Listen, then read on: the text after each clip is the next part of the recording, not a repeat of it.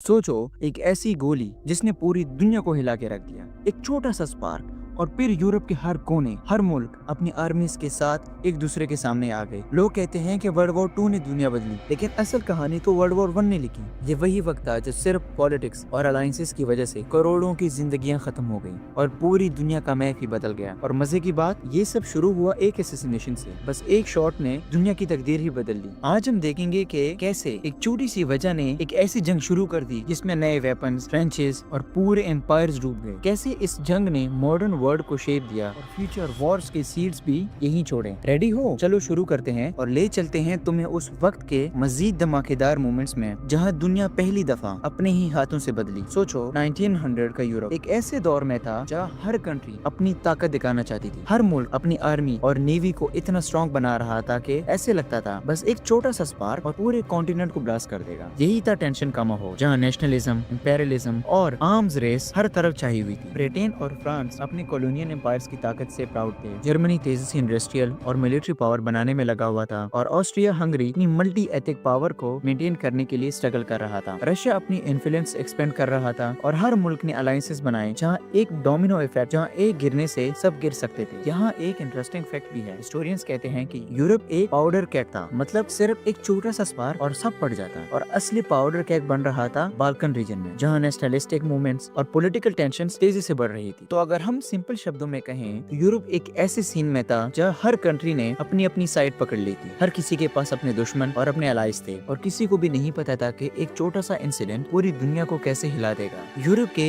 इस already tense environment में एक छोटी सी गोली चल गई और पूरी दुनिया हिल गई। 28 जून 1914 को सरायेवो में ऑस्ट्रिया हंगरी की एयर आर्च डूक फ्रांस फर्डिनेंड और उनकी वाइफ सोफी की असैसिनेशन हुई। ये काम किया गवरीलो प्रिंसिप, एक यंग सर्बियन नेशनलिस्ट ने, जो बस एक मौका ढूंढ रहा था ऑस्ट्रिया हंगरी के इन्फ्लुएंस को चैलेंज करने के लिए। ये इंसिडेंट सिर्फ एक लोकल पॉलिटिकल एक्ट नहीं था, इसने यूरोप के अलायंसेस की चेन रिएक्शन को जैसे एक्टिवेट कर दिया। ऑस्ट्रिया ने सर्बिया पे इल्जाम लगाया, जर्मनी ने ऑस्ट्रिया का साथ दिया, रशिया ने सर्बिया को सपोर्ट किया और फिर ब्रिटेन और फ्रांस भी इन्वॉल्व हो गए। एक छोटी सी गोली ने पूरे कॉन्टिनेंट को जंग में धकेल दिया। हिस्टोरियंस कहते हैं कि अगर ऑस्ट्रिया ने थोड़ी रिस्ट्रेंट दिखाई होती या जर्मनी ने ब्लाइंडली सपोर्ट ना किया होता तो शायद वर्ल्ड वॉर 1 शुरू ही ना होती। ये इंसिडेंट जो बिल्कुल ही छोटा सा था, दुनिया के पॉलिटिकल लैंडस्केप को परमानेंटली चेंज कर दिया। ये मोमेंट एक टर्निंग पॉइंट था, एक ट्रिगर जिसने यूरोप के पाउडर केक को एक्सप्लोड कर दिया। और यहाँ से शुरू हुई एक ऐसी चेन ऑफ इवेंट्स जो सिर्फ यूरोप तक लिमिटेड नहीं रही, बल्कि बाद में पूरी दुनिया को इन्वॉल्व कर दिया। अब गोली चल गई और अलायंसेस ने अपना काम शुरू कर दिया। यूरोप के हर मुल्क ने अपनी तरफ के अलायंस को सपोर्ट और धीरे धीरे ये लोकल कॉन्फ्लिक्ट एक फुल ब्लोन वर्ल्ड वॉर बन गया। सेंट्रल पावर्स में Germany, Austria Hungary, Ottoman Empire शामिल थे और अलाइड पावर में ब्रिटेन, फ्रांस, रशिया और बाद में इटली और यूएस। एक इंटरेस्टिंग स्ट्रेटेजी थी जिसको हिस्टोरियंस कहते हैं श्लीफन प्लान। जर्मनी ने प्लान किया कि फ्रांस को फास्ट डिफीट करें और फिर रशिया के अगेंस्ट फोकस करें, लेकिन इस प्लान ने बेल्जियम को इन्वेड करना इन्वॉल्व किया और फिर वही स्टेप ब्रिटेन को वॉर में घुसने का रीजन बना। सोचो, एक ही इंसिडेंट ने इतने कंट्रीज को एक कॉम्प्लेक्स बैटलफील्ड पे ले आया कि हर मुल्क एक दूसरे के खिलाफ खड़ा हो गया और इस स्टेज पे यूरोप का हर कॉर्नर ट्रेंचेस और बैटलफील्ड से भर गए और सिर्फ पॉलिटिकल अलायंसेस की वजह से पूरे कॉन्टिनेंट को एक डेडली गेम में फंसाया। अलायंसेस इतने टेंगल थे कि एक हिस्टोरियन ने इसे एक डोमिनो चेन कहते हुए डिस्क्राइब किया, जहां एक कंट्री के एक्शन से पूरे यूरोप का बैलेंस शिफ्ट हो गया। जब जंग शुरू हुई तो सोल्जर्स ने सोचा कि शायद ये एक क्विक फाइट होगी, लेकिन रियलिटी बिल्कुल अलग थी। यूरोप के बैटलफील्ड्स ट्रेंचेस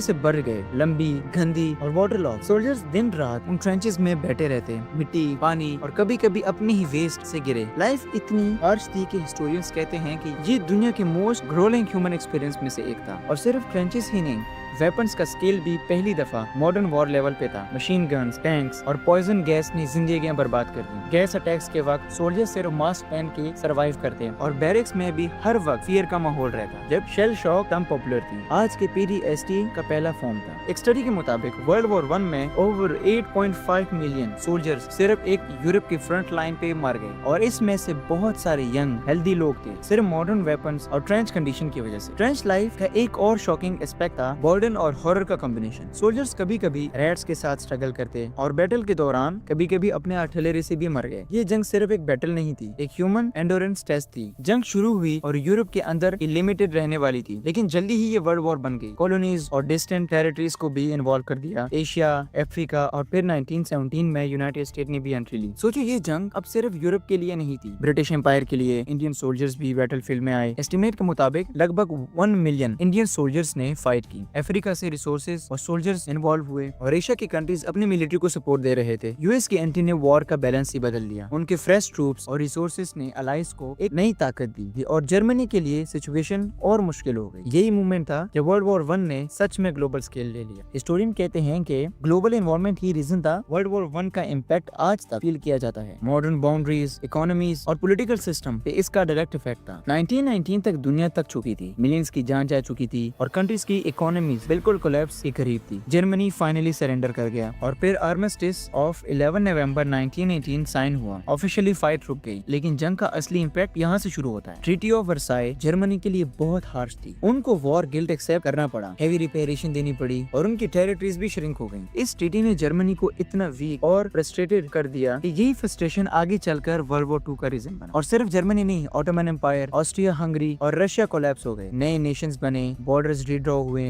और फिर पॉलिटिकल लैंडस्केप भी बदल गया। एक सिंपल असैसिनेशन ने 4 साल के ब्लडी कॉन्फ्लिक्ट के बाद पूरे वर्ल्ड ऑर्डर को रिसेट कर दिया। एस्टिमेट के मुताबिक वर्ल्ड वॉर 1 में 17 मिलियन लोग मारे गए, 20 मिलियन लोग इंजर्ड हुए। सिर्फ यूरोप का मैप ही नहीं, बल्कि ग्लोबल पॉलिटिकल और सोसाइटी भी हमेशा के लिए चेंज हो गई। वर्ल्ड वॉर 1 के बाद दुनिया बिल्कुल अलग हो गई। पहली बार पॉलिटिकल चेंजेस, ऑस्ट्रिया हंगरी और ऑटोमन एम्पायर कोलैप्स हो गए और फिर नए नेशंस जैसे चेकोस्लोवाकिया, यूगोस्लाविया और पोलैंड बनी। यूरोप का मैप परमानेंटली रीड्रॉ हुआ और कॉलोनीज के डायनामिक्स भी शिफ्ट हुए। टेक्नोलॉजी और वॉरफेयर का भी इम्पैक्ट बहुत हुआ। पहली दफा टैंक्स, एयरक्राफ्ट और केमिकल वेपन्स का यूज हुआ और इसने मॉडर्न वॉरफेयर की डेफिनेशन से बदल दी। सोल्जर्स और साइंटिस्ट पे मेंटल टोल भी दिखाई दिया। शेल शॉक्स का टर्म पॉपुलर हुआ, जो आज PTSD के नाम से जाना जाता है। सोशली भी चेंज आई। वुमेन ने फैक्ट्रीज और ऑफिस से संभाले, जो पहली दफा उनकी इकोनॉमिक इंडिपेंडेंस का रीजन बनी। लीग ऑफ नेशंस का एस्टेब्लिशमेंट एक अटेम्प्ट था फ्यूचर वॉर्स प्रिवेंट करने का, लेकिन आयरॉनिकली ये सीड्स ऑफ वर्ल्ड वॉर 2 का भी बेस बन गई। हिस्टोरियंस कहते हैं कि वर्ल्ड वॉर 1 ने मॉडर्न वर्ल्ड क्रिएट किया। Political boundaries, social manages, social changes और वॉरफेयर मेथड्स सब इस जंग के लेगेसी हैं। तो दोस्तों, ये थी कहानी उस जंग की जिसमें पूरी दुनिया डूब गई। सिर्फ एक असैसिनेशन से शुरू हुई और पूरे कॉन्टिनेंट के डेस्टिनी को बदल दिया। वर्ल्ड वॉर 1 ने हमें ये दिखाया कि पॉलिटिकल टेंशंस और अलायंसेस कितना डिस्ट्रक्टिव हो सकता है और कैसे एक सिंगल स्पार्क से ग्लोबली तबाही हो सकती है। और सबसे इम्पोर्टेंट बात, ये सब हिस्ट्री का हिस्सा नहीं है। आज भी हम ग्लोबल कॉन्फ्लिक्ट्स और टेंशंस देखते हैं और शायद वही लेसन्स हमारे लिए सबसे ज्यादा रेलेवेंट हैं। इंसान ने दुनिया को बदल दिया, लेकिन क्या हमने अपने डिसीजन से कुछ सीखा? एक छोटी सी गोली ने दुनिया को बदल दिया। तो हमारे आज की चॉइसेस और डिसीजंस का इम्पैक्ट कितना बड़ा हो सकता है। वर्ल्ड वॉर 1 सिर्फ एक जंग नहीं थी, एक वेकअप कॉल थी और हम सबको याद रखना चाहिए कि हिस्ट्री रिपीट होने से पहले हमें सीखना। एक बात सोचो, अगर मैं तुम्हें बोलूं कि इंसान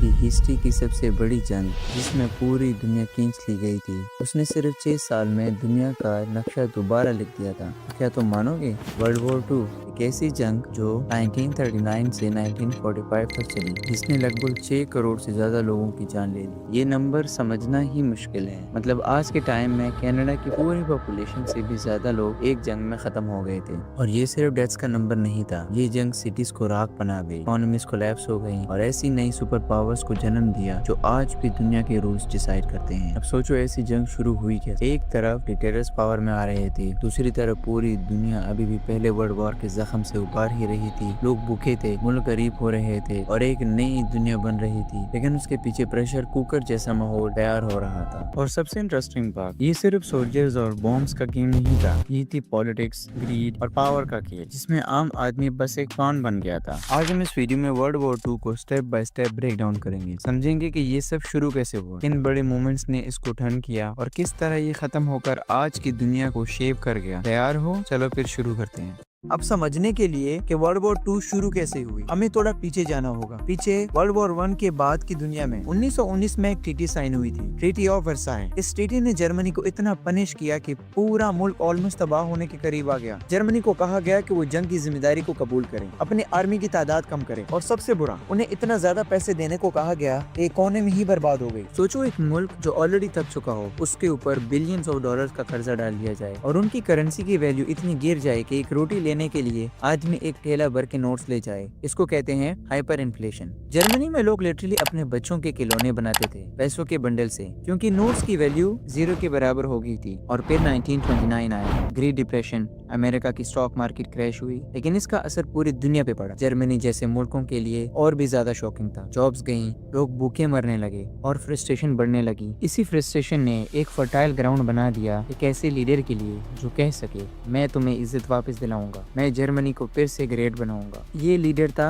एडोल्फ हिटलर। हिटलर ने अपनी नाजी पार्टी के साथ जर्मन्स को ये प्रॉमिस किया कि वो उनके प्रॉब्लम्स सॉल्व करेगा, अनएम्प्लॉयमेंट खत्म करेगा, आर्मी दोबारा स्ट्रॉन्ग बनाएगा और उन सब टेरिटरीज को वापस ले आएगा जो ट्रीटी ऑफ वर्साई ने छीन ली थी। और जब लोग नाउमीद होते हैं तो उन्हें बस एक हीरो चाहिए होता है। जर्मनी के लिए वो हीरो हिटलर बन गया। लेकिन सिर्फ जर्मनी ही नहीं, इटली में मुसोलिनी पावर में आ चुका था, जो एक रोमन एम्पायर दोबारा बनाना चाहता था। और एशिया में जापान की मिलिट्री गवर्नमेंट ये प्लान कर रही थी कि वो पूरी एशिया पे कब्जा करे। मतलब 1930s के डिकेड तक दुनिया एक ऐसे प्रेशर कुकर में बदल चुकी थी जिसमें बस एक छोटा सा स्पार्क चाहिए था और फिर सब ब्लास्ट हो जाता। अब सीन ये था कि 1930s के एंड तक हिटलर जर्मनी को फिर से स्ट्रॉन्ग बना चुका था, आर्मी दोबारा बिल्ड हो रही थी, इकोनॉमी दोबारा स्टेबल हो रही थी और लोगों का ट्रस्ट हिटलर पे दोबारा बिल्ड हो रहा था। लेकिन उसका असली प्लान अभी शुरू हुआ था, एक नई जर्मन एम्पायर बनाने का, जिसे वो थर्ड रेश कहता था। सबसे पहला स्टेप उसने लिया 1938 में, ऑस्ट्रिया को अपने साथ मिलाकर, जिसे हम एंसुलोस कहते हैं। इंटरेस्टिंग पार्ट ये है कि ऑस्ट्रिया के बहुत सारे लोग खुद चाहते थे कि हम जर्मनी का हिस्सा बन जाएं। हिटलर ने बिना एक गोली चलाए ऑस्ट्रिया को ऑब्जर्व कर लिया। फिर अगला टारगेट था चेकोस्लोवाकिया। हिटलर ने बोला कि स्टर्नलाइन एरिया जहाँ बहुत सारे जर्मन्स रहते हैं, जर्मनी को दे दिया जाए। ब्रिटेन और फ्रांस जो जंग अवॉइड करना चाहते थे, उन्होंने हिटलर को ये एरिया दे भी दिया। मतलब अग्रेसर को छोटी मोटी चीजें दे दो ताकि वो बड़ा फाइट ना करें। लेकिन हिटलर यहाँ रुकने वाला नहीं था। 1939 के सितंबर में हिटलर ने पोलैंड पर हमला कर दिया। ये वो स्पार्क था जिसने वर्ल्ड वॉर 2 की शुरुआत की। लेकिन एक ट्विस्ट भी था। पोलैंड के अटैक से पहले जर्मनी ने सीक्रेटली एक डील साइन की सोवियत यूनियन के साथ, मोलोटोव रिबेनट्रॉप पैक्ट। इस डील का मतलब था कि जर्मनी और यूएसएसआर एक दूसरे पे अटैक नहीं करेंगे और पोलैंड को दोनों मिलकर डिवाइड करेंगे। सोचो, एक तरफ जर्मनी वेस्ट से अटैक कर रहा था और दूसरी तरफ यूएसएसआर ईस्ट से। पोलैंड कुछ ही हफ्तों में कोलैप्स हुआ और ये देखकर ब्रिटेन और फ्रांस, जो अब तक हिटलर के साथ खड़े थे, उन्होंने फाइनली डिसाइड किया, बस अब जंग हो। 3 सितंबर 1939 के ब्रिटेन और फ्रांस ने जर्मनी के खिलाफ ऑफिशियली वॉर डिक्लेयर कर दी और बस यहीं से वर्ल्ड वॉर 2 की शुरुआत हुई। जंग शुरू होते ही जर्मनी ने एक नई स्ट्रेटेजी दिखाई, जिसे वो कहते हैं ब्लिट्जक्रीग, यानी लाइटनिंग वॉर। इसका मतलब था कि जर्मनी अपनी आर्मी, टैंक्स और एयरफोर्स को एक साथ बहुत तेजी से डिप्लॉय करता, ताकि एनिमी कंफ्यूज हो जाए और समझ ही ना पाए कि अटैक कहां से हो रहा है। ये एकदम न्यू स्टाइल था और शुरू में बहुत इफेक्टिव साबित हुआ। सबसे पहले पोलैंड को कुछ ही हफ्तों में तोड़ दिया गया। उसके बाद 1940 में जर्मनी ने अपना फोकस वेस्ट यूरोप पे डाला। डेनमार्क और नॉर्वे फॉल कर गए, फिर बेल्जियम और नेदरलैंड्स और आखिरकार फ्रांस। और फ्रांस जो वर्ल्ड वॉर 1 में जर्मनी को रोक चुका था, इस दफा सिर्फ 6 हफ्तों में सरेंडर कर गया। हिटलर लिटरली पेरिस की स्ट्रीट में परेड कर रहा था। अब ब्रिटेन बचा था। हिटलर सोचता था कि इंग्लैंड भी इजीली गिर जाएगा, लेकिन यहाँ सीन उल्टा हो गया। उसने अपनी लुफ्तवाफे एयरफोर्स से बैटल ऑफ ब्रिटेन स्टार्ट की। सिटीज और मिलिट्री टारगेट पे बॉम्बिंग शुरू हुई, लेकिन रॉयल एयरफोर्स ने सिर्फ अपने फाइटर्स और रडार टेक्नोलॉजी के दम पर जर्मनी को पहली दफा पीछे हटने पर मजबूर कर दिया। ये वर्ल्ड वॉर 2 का पहला बड़ा सेटबैक था हिटलर के लिए। इधर यूरोप में जर्मनी आगे बढ़ रहा था, उधर एशिया में जापान अपना एक्सपेंशन चला रहा था। 1937 से ही जापान ने चाइना पे कब्जा करना स्टार्ट कर दिया था और फिर साउथ ईस्ट एशिया के रिसोर्सेज पे नजर डाल दी। ऑयल, रबर, आयरन, ये सब जापान की इंडस्ट्रियल और मिलिट्री एम्बिशंस के लिए जरूरी था। इटली भी अपने हिस्से का खेल खेल रहा था। मुसोलिनी ने नॉर्थ अफ्रीका में इन्वेजन स्टार्ट कर दिया था ताकि मेडिटेरेनियन सी पे कंट्रोल हासिल कर सके। मतलब अर्ली फेज में ये लग रहा था कि एक्सेस पावर्स लिटरली अनस्टॉपेबल हैं। जर्मनी ने वेस्ट यूरोप कैप्चर कर लिया, इटली अफ्रीका में एक्टिव हो गया था और जापान एशिया में अपनी जगह बना रहा था। अलाइज के लिए सिचुएशन एकदम होपलेस लग रही, लेकिन असली स्टोरी अभी शुरू ही हुई थी।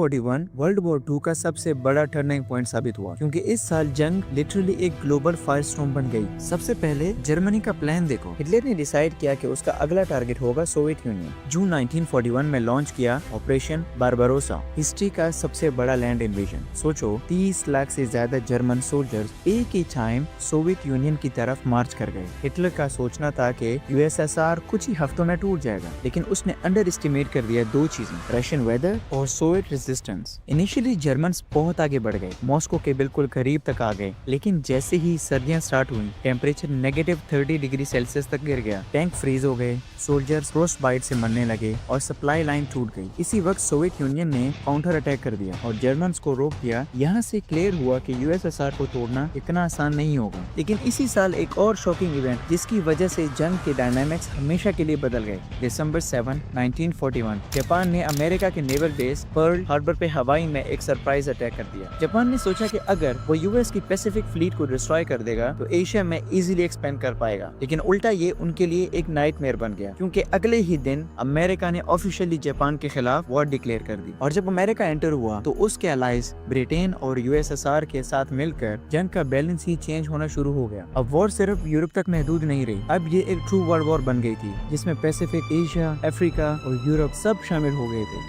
1942 और 1943 वो साल थे जहां जंग का रुख बदलना शुरू हो गया। जो एक्सेस पावर्स शुरू में अनबीटेबल लग रहे थे, अब उन्हें पहली दफा बड़े डिफीट्स मिलने लगी। सबसे पहले बात करते हैं ईस्टर्न फ्रंट की। यहाँ हिटलर ने एक और बड़ा टारगेट चूज किया, सोवियत सिटी स्टेलिनग्राड। ये सिटी स्ट्रेटेजिक भी थी और सिंबॉलिकली इम्पोर्टेंट भी थी, क्योंकि इसे स्टेलिन के नाम पे रखा गया था। जर्मनी का प्लान सिंपल था, स्टेलिनग्राड को कैप्चर करके यूएसएसआर का मॉरल तोड़ दो, लेकिन यहाँ उनको एक नाइटमेयर फेस करना पड़ा। सोवियत आर्मी ने एकदम ब्रूटल रेजिस्टेंस दिखाया, गली गली, घर घर, हर कॉर्नर पे फाइटिंग हो रही थी। German soldiers street to street fight में फंस गए और जब विंटर दोबारा आई, सोवियत ने एक मैसिव काउंटर अटैक लॉन्च किया। रिजल्ट, लगभग 2 लाख जर्मन सोल्जर्स सरेंडर कर गए। ये था हिटलर का पहला सबसे बड़ा डिफीट और इससे क्लियर हो गया कि यूएसएसआर को तोड़ना मुश्किल ही नहीं, नामुमकिन है। अब चलते हैं पैसिफिक फ्रंट की तरफ। जून 1942 में एक बैटल हुई, बैटल ऑफ मिडवे। जापान ने सोचा कि वो यूएस को एक और बड़ा नेवल डिफीट देगा, लेकिन इस दफा अमेरिकन रेडी थे। इंटेलिजेंस और कोड ब्रेकिंग की वजह से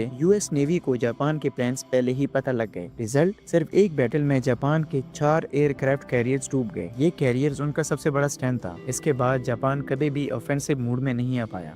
और फिर यही नहीं, 1942 में नॉर्थ अफ्रीका के डेजर्ट में भी एक टर्निंग पॉइंट आया, बैटल ऑफ एल अलामेन में ब्रिटेन के जनरल मॉन्टगोमरी ने रोमेल, जिसे जर्मनी का डेजर्ट फॉक्स भी कहते हैं, को पीछे धकेल दिया। ये अलाइज की पहली क्लियर लैंड विक्ट्री थी यूरोप अफ्रीका थिएटर में। तो एक तरफ स्टेलिनग्राड ने हिटलर का प्लान तोड़ दिया, दूसरी तरफ मिडवे ने जापान का नेवल डोमिनेंस खत्म कर दिया और अफ्रीका में अलायंस ने अपना पहला टेस्ट ऑफ विक्ट्री लिया। 1943 तक दुनिया को क्लियर दिखने लग गया था कि एक्सिस पावर्स अब डिफेंड कर रहे हैं, अटैक नहीं। 1944 और 1945 ये वो वक्त था जब दुनिया ने सेकेंड वर्ल्ड वॉर का सबसे बड़ा और सबसे खतरनाक चैप्टर देखा। एक्सेस पावर्स जो पहले पूरी दुनिया पे कब्जा करना चाह रहे थे, अब अपनी सर्वाइवल के लिए फाइट कर रहे थे। पहले बात करते हैं वेस्टर्न यूरोप की। जून 6, 1944 को एक दिन आया जो हिस्ट्री में हमेशा के लिए लिख दिया गया, डी डे। अलाइज ने फ्रांस के नॉर्मंडी बीचेस पे एक मैसिव इन्वेजन लॉन्च किया। इमेजिन करो, लाखों सोल्जर्स, हजारों शिप्स और एयरक्राफ्ट सब एक ही जगह पे एक ही दिन पे लैंड करते हैं। जर्मनी की फोर्टिफाइड डिफेंसेस को तोड़ना इजी नहीं था, लेकिन अलायंस ने एक ब्रिज हेड बना लिया और उस दिन के बाद से वेस्टर्न यूरोप में हिटलर के घंटे बजने लग गए। दूसरी तरफ ईस्टर्न फ्रंट पे भी सोवियत अनस्टॉपेबल हो गया था। रेड आर्मी ने एक के बाद एक जर्मन सिटीज को कैप्चर करना शुरू कर दी। 1945 तक वो बर्लिन के दरवाजों तक पहुंच गए। अप्रैल में बर्लिन पे गिराव हुआ और हिटलर अपने बंकर में फंस गया। अप्रैल 30, 1945 को हिटलर ने अपनी जान ले ली और कुछ दिन बाद जर्मनी ने अनकंडीशनली सरेंडर कर दिया। यूरोप में जंग ऑफिशियली खत्म हो गई। पैसिफिक में जापान अभी भी फाइट कर रहा था। हर आइलैंड पे एक ब्लडी बैटल होती थी और हर बैटल में दोनों तरफ से हजारों सोल्जर्स मरते थे। अमेरिका ने डिसाइड किया कि अगर जापान पे डायरेक्टली इन्वेजन करेगा तो लाखों और जाने जाएंगी, इसलिए उन्होंने एक अनप्रेसिडेंटेड स्टेप उठाया, एटॉमिक बम। अगस्त 6, 1945 को हिरोशिमा पे पहला बॉम्ब गिरा। 3 दिन बाद नागासाकी पे दूसरा। 2 सिटीज सेकेंड्स में तबाह हो गयी और लाखों लोग तो तुरंत ही मर गए या रेडिएशन से सफर करने लगे। ये साइट इतनी हॉरिफाइंग थी कि जापान के पास कोई ऑप्शन ही नहीं बचा। अगस्त 15, 1945 को जापान ने सरेंडर कर दिया। इसी तरह सितंबर November 2, 1945 को ऑफिशियली वर्ल्ड वॉर 2 खत्म हो गया। एक ऐसी जंग जिसने दुनिया का मैप बदल दिया, तकरीबन 7 करोड़ लोगों की जिंदगी ले ली और एक नई दुनिया क्रिएट की, जहां से कोल्ड वॉर, यूनाइटेड नेशंस और न्यूक्लियर एज की शुरुआत हुई। वर्ल्ड वॉर 2 सिर्फ एक जंग नहीं थी, ये इंसानियत का इम्तिहान था। ये हमें दिखाती है कि पावर और ग्रीड किस हद तक इंसान को अंधा बना सकती है और हेट किस तरह पूरी दुनिया को आग में जला सकती है। लेकिन इसी जंग ने हमें एक और चीज भी सिखाई कि अंधेरे वक्त के बाद रोशनी पैदा होती है। यूनाइटेड नेशंस, ह्यूमन राइट की अवेयरनेस और कॉलोनीज की आजादी, ये सब इसी जंग के बाद उभरी। आज हम जिस दुनिया में रहते हैं, चाहे पॉलिटिक्स हो, टेक्नोलॉजी हो या बॉर्डर्स, सब कुछ किसी न किसी तरह वर्ल्ड वॉर 2 की वजह से ही शेप में आया है। और असली टेक अवे ये है, अगर हम अपने पास से नहीं सीखेंगे तो हिस्ट्री दोबारा रिपीट होगी। इसीलिए जरूरी है कि हम शांति, टॉलरेंस और इंसानियत को सबसे ऊपर रखें, क्योंकि आखिर में जंग में कोई जीता नहीं, सब मरते हैं। यार कभी सोचा है अगर कल सुबह उठ के दुनिया का मैप ही बदल चुका हो, जैसे एक साइड पे अमेरिका और नेटो रेडी हो, दूसरी तरफ चाइना, रशिया और उनके अलाइज, और बीच में हर कंट्री बस चूज कर रही हो कि किस तरफ जाना है। और सबसे डरावनी बात, ये सब कुछ हो रहा है अभी हमारे सामने, लेकिन इतनी खामोशी से कि किसी को अंदाजा भी नहीं। कोई सायरन नहीं, कोई हेडलाइन नहीं, लेकिन हर मूव, हर अलायंस, हर मिलिट्री ड्रिल एक सिग्नल है कि काउंटडाउन शुरू हो चुका है। और ये किसी मूवी का प्लॉट नहीं है भाई, ये रियल वर्ल्ड है। न्यूज में छुपी बातें, गवर्नमेंट की बैकडोर प्लान्स और एआई से लेके साइबर अटैक्स तक सब कुछ साइलेंटली तैयार हो रहा है। इस वीडियो में हम वो सब अनकवर करने वाले हैं जो तुम्हें कभी किसी ब्रेकिंग न्यूज में नहीं बताया गया, कि कौन सी कंट्री सीक्रेटली तैयार हो रही है, कौन सी टेक्नोलॉजी ऑलरेडी डेवलप हो चुकी है, और वो कौन सा छुपा हुआ ट्रिगर है जो दुनिया को एक और ग्लोबल वॉर की तरफ धकेल सकता है। सोचने वाली बात ये नहीं कि क्या वर्ल्ड वॉर 3 होगा, सोचने वाली बात ये है कि क्या वो ऑलरेडी शुरू हो चुका है, बस हम देख नहीं पा रहे। तैयार हो जाओ, क्योंकि जो तुम अगले कुछ मिनट्स में जानने वाले हो वो तुम्हारा पूरा नजरिया बदल देगा। देखो, जब हम वर्ल्ड वॉर 3 की बात करते हैं तो या तो लोग इसका मजाक उड़ा देते हैं या ये सोच लेते हैं कि ये सिर्फ एक कॉन्स्पिरेसी थ्योरीज का हिस्सा है। लेकिन असल में ये एक ऐसा टॉपिक है जिसके इग्नोर करना मतलब अपनी आंखों के सामने जलते दिए को अंधेरे में समझना। पहले 2 वर्ल्ड वॉर्स याद है? दोनों तब आई जब दुनिया अनस्टेबल थी, पॉलिटिक्स गर्म थी, अलायंस टूट रहे थे और छोटे छोटे कॉन्फ्लिक्ट्स ने पूरी दुनिया को आग में झोंक दिया था। वर्ल्ड वॉर 1 एक ऐसा असैसिनेशन आर्चड्यूक फ्रांस फर्डिनेंड का, और पूरा यूरोप जंग में कूद गया। वर्ल्ड वॉर 2 हिटलर का एक्सपेंशन शुरू हुआ और बाकी कंट्रीज ने अपोज करना शुरू किया। रिजल्ट 70 मिलियन प्लस लोग मारे गए और दुनिया का हर कोना इफेक्ट हुआ। और अब अगर तुम ये सोच रहे हो कि तीसरा वर्ल्ड वॉर कोई एक बड़ा न्यूक्लियर ब्लास्ट या बॉम्बिंग से स्टार्ट होगा, ये सोच बदलो। अब जंग सिर्फ गोली से नहीं, इंफॉर्मेशन से, इकोनॉमी से और कोड से भी होती है। आज की दुनिया इंटरकनेक्टेड है। एक कॉन्फ्लिक्ट सिर्फ एक बॉर्डर पे नहीं रहता, वो social media, trade routes, oil prices, cyber network के थ्रू पूरी दुनिया को शेक कर सकता है। सोच के देखो, अगर एक कंट्री दूसरी कंट्री के सैटेलाइट्स हैक कर ले या किसी नेशन का पावर ग्रिड बंद हो जाए एक डिजिटल अटैक से, ये भी जंग ही है। सिर्फ बॉम्ब का इंतजार करने की जरूरत नहीं। इसीलिए वर्ल्ड वॉर 3 एक फ्यूचर डिजास्टर नहीं, पॉसिबिलिटी है जो क्वाइटली रियलिटी बन रही है। अब तुम समझ रहे हो, ये सिर्फ हिस्ट्री का रेपिटेशन नहीं है, ये एक पैटर्न है जो दोबारा फॉर्म हो रहा है। और अगर हमने ये नहीं समझा ये सब कुछ कैसे शुरू होता है, तो जब वो मोमेंट आएगा तो हम तैयार नहीं होंगे। अब चलो जरा ग्राउंड रियलिटी की बात करते हैं। आज के टाइम पे दुनिया एकदम काम नहीं है, बल्कि ये कामनेस सिर्फ ऊपर से लगती है। अंदर ही अंदर हर कॉन्टिनेंट पे टेंशन स्लोली प्रेशर कुकर की तरह बिल्ड हो रहा है। सबसे पहले बात करते हैं रशिया और यूक्रेन की। रशिया ने 2022 में जब यूक्रेन पे फुल स्केल अटैक किया तो सिर्फ 2 कंट्रीज के दरमियान वॉर नहीं छिड़ी। उस वक्त नेटो ने इंटरफेयर किया, अमेरिका ने वेपन्स भेजे, यूरोप ने सैंक्शंस लगाए। ये कॉन्फ्लिक्ट एक प्रॉक्सी वॉर बन गया, जहां एक तरफ रशिया है और दूसरी तरफ ऑलमोस्ट पूरा वेस्ट। और जब तक ये वॉर चलती रहेगी, दुनिया के बहुत से अलायंस अनस्टेबल रहेंगे, क्योंकि अगर नेटो डायरेक्टली मिलिट्री एक्शन लेता है तो ये पूरे यूरोप को वॉर में कीन सकता है। अब चलते हैं एशिया की तरफ, जहां चाइना और ताइवान के रिलेशंस हर दिन और खराब हो रहे हैं। चाइना ओपनली कह चुका है कि ताइवान इज देयर टेरिटरी, लेकिन ताइवान अपने आप को एक इंडिपेंडेंट नेशन मानता है। यूएस ने ताइवान को मिलिट्री सपोर्ट दिया हुआ है, और अगर कल चाइना ने अटैक कर दिया तो अमेरिका का इंटरफेयर करना ऑलमोस्ट सर्टेन है। और ये एक छोटी सी फाइट नहीं होगी, ये दुनिया की सबसे बड़ी सुपर पावर्स यूएसए और चाइना को एक दूसरे के अगेंस्ट ला सकती है। और ये सिर्फ फिजिकल वॉर नहीं होगी, साइबर अटैक्स, ट्रेड वॉर्स और टेक बैन्स का पूरा सुनामी आ सकता है। फिर बारी आती है इंडिया और चाइना की। 2020 में पुलवान वैली में जो क्लैशेस हुए थे उनमें सोल्जर्स मारे गए। अब दोनों कंट्रीज अपने बॉर्डर्स पे रोड्स, बंकर्स और रनवेज बिल्ड कर रहे हैं, मतलब मिलिट्री प्रिपरेशन अभी भी एक्टिव है। ये दोनों न्यूक्लियर पावर्स हैं, और अगर बॉर्डर्स पे टेंशन बढ़ जाए तो ये पूरे साउथ एशिया को डिस्टर्ब कर सकती है, जिसमें पाकिस्तान का इन्वॉल्वमेंट भी हो सकता है, क्योंकि वो चाइना का दोस्त है। मिडिल ईस्ट भी चैन से नहीं बैठा। ईरान और इसराइल के दरमियान बरसों से कोल्ड वॉर चल रही है। ईरान न्यूक्लियर कैपेबिलिटीज बिल्ड कर रहा है और इसराइल ओपनली बोलता है कि अगर अगर ईरान ने नूक बनाया तो वो डायरेक्ट अटैक करेगा। फिर इसमें सऊदी अरेबिया, यूएई और अमेरिका का इनडायरेक्ट इन्वॉल्वमेंट भी है। अगर ये बॉम्ब फटा तो पूरे मिडिल ईस्ट में इंस्टेबिलिटी आ सकती है, ऑयल प्राइसेस बढ़ सकते हैं, ग्लोबल इकोनॉमी शेक हो सकती है और मिलियंस ऑफ रेफ्यूजीज निकल सकते हैं। अब तुम देखो, Russia versus NATO, China versus Taiwan plus USA, India versus China, Iran versus Israel, ये सब अलग अलग फाइट्स नहीं है, ये इंटरकनेक्टेड टेंशंस हैं। अगर एक भी जगह थोड़ा सा स्पार्क हुआ तो बाकी सब जगह आग लग सकती है, और ये सब हो रहा है एक ही वक्त पे। पहले के वॉर्स में एक मेजर कॉन्फ्लिक्ट होता था, आज तो हर कॉन्टिनेंट पे अलग अलग बॉम्ब्स टेक कर रहे हैं। और सबसे डेंजरस बात, हर कंट्री क्वाइटली अपने वेपन्स अपग्रेड कर रहा है, मिलिट्री ड्रिल्स कर रही है और अलायंस को टाइट कर रही है, लेकिन पब्लिक को बस क्रिकेट और सेलिब्रिटीज गॉसिप्स दिखाए जा रहे हैं। देखो, जंग अब सिर्फ सोल्जर्स और टैंक्स तक महदूद नहीं है। आज के बैटलफील्ड पे इंसान कम और मशीन ज्यादा हैं। AI, drone, hypersonic missiles and cyber weapons, ये सब रियल चीजें हैं, कोई साइंस फी मूवी का सीन नहीं। रशिया और यूक्रेन के वॉर में तुमने देखा होगा कमिकाजी ड्रोन जो टारगेट पे खुद अटैक करते हैं बिना पायलट के। चाइना और यूएस दोनों एआई बेस्ड मिलिट्री सिस्टम बना रहे हैं जो बैटलफील्ड पे रियल टाइम डिसीजन लेते हैं। मतलब अगर एआई ने डिसाइड किया कि एनिमी डेंजरस है तो वो फायर कर देगा बिना किसी ह्यूमन अप्रूवल के। अब सोचो, अगर एआई ने गलती से कुछ और टारगेट कर लिया या किसी ने एआई सिस्टम को हैक कर लिया तो ये सिर्फ वेपन नहीं, एक टाइम बॉम्ब है। फिर है autonomous submarines, space based weapons और even robot dogs with guns. सब कुछ रेडी हो रहा है क्वाइटली। इसका मतलब वर्ल्ड वॉर 3 अगर हुआ तो वो सिर्फ ह्यूमंस के बीच नहीं होगा, मशीन्स और कोड्स के बीच में होगा। और सबसे स्केरी पार्ट, ये टेक्नोलॉजी ऑलरेडी डेवलप हो चुकी है, सिर्फ हम लोगों को पता नहीं। जंग सिर्फ हाथों से नहीं, सर्वर से भी हो सकती है। आज जंग सिर्फ बॉम्ब से नहीं होती, एक कीबोर्ड से भी पूरा मुल्क घुटनों पे लाया जा सकता है। साइबर वॉरफेयर अब सबसे डेंजरस और इनविजिबल वेपन है। यूएस के ऑयल पाइपलाइन पे 2021 में साइबर अटैक हुआ था, पूरे ईस्ट कोस्ट में फ्यूल शॉर्टेज हो गई। यूक्रेन के पावर ग्रिड्स हैक किए गए, ईरान के न्यूक्लियर प्लांट्स पर स्टक्सनेट्स मालवेयर से अटैक हुआ, और ये सब रियल लाइफ एग्जांपल्स हैं। यानी एक हैकर का एंटर बटन दबाना एक सिटी में ब्लैकआउट ला सकता है। साथ ही इकोनॉमिक वॉर भी चल रही है, जहाँ सैंक्शन लगाए जा रहे हैं, ग्लोबल ट्रेड डिसरप्ट हो रहा है और इन्फ्लेशन लोगों की जिंदगी बिगाड़ रहा है। रशिया पे सैंक्शंस लगाए, उनका रूबल क्रैश हुआ। चाइना पे चिप पैन एक्सपोर्ट बंद हुआ, उनका सेक्टर सफर कर रहा है। ये सब सॉफ्ट वॉर टूल्स हैं, लेकिन इफेक्ट उतना ही टेरेबल है जितना किसी मिसाइल का होता है।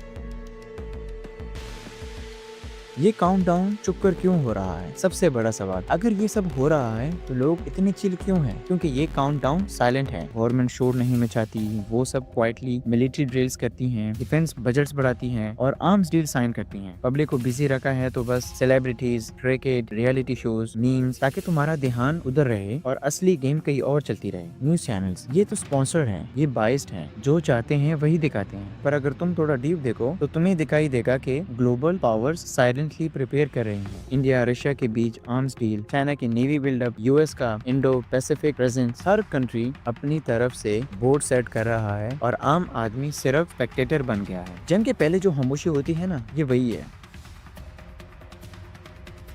एक छोटी सी स्पार्क का ग्लोबल इम्पैक्ट। ये सब टेंशन एक स्पार्क की देर है। सोचो, अगर चाइना ने ताइवान पे अटैक किया तो यूएस इंटरफेयर करेगा। नेटो ऑलरेडी रशिया से उलझा हुआ है। अगर एक मेंबर कंट्री पे अटैक हुआ तो पूरा अलायंस इन्वॉल्व हो जाएगा। अगर ईरान और इसराइल के बीच में नूक ट्रिगर हुआ तो मिडिल ईस्ट का फायर यूरोप तक जा सकता है। मतलब एक छोटी सी इंसिडेंट, जैसे एक फाइटर जेट गलती से किसी रॉन्ग एरिया में घुस गया, ये डोमिनो इफेक्ट ला सकती है। और जब कंट्रीज ऑलरेडी आर्म और एंग्री हैं तो कोई भी मिस कैलकुलेशन वर्ल्ड वॉर 3 का बटन प्रेस कर सकती है। ये गेम अब सिर्फ पॉलिटिक्स नहीं, पेशेंस और डिसीजंस का भी है। और अगर एक भी साइड लूज हुआ तो बाकी दुनिया भी ड्रैग हो जाएगी।